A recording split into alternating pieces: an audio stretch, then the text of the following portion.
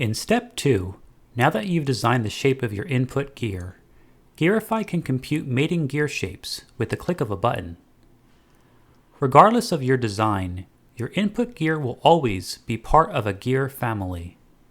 Each box represents a member of that family, possessing a particular symmetry. Click the plus button to calculate and include any of those members.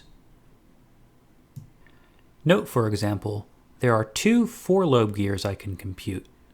That's because each symmetry comes in 2 flavors, column A gears on the left and column B gears on the right. Gears in distinct columns, an A and a B, can later be paired together to form an external gear assembly.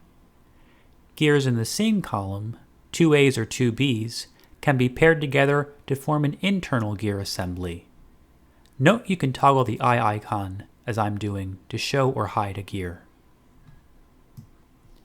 You can also add a rack gear, a vertical gear of infinite radius, and pair it with column A or column B gears. Feel free to adjust the number of repetitions for that rack.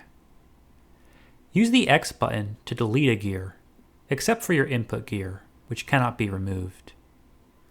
In most cases, the user will only want 2 gears, but Gearify allows more for creation of gear trains and other more complicated assemblies.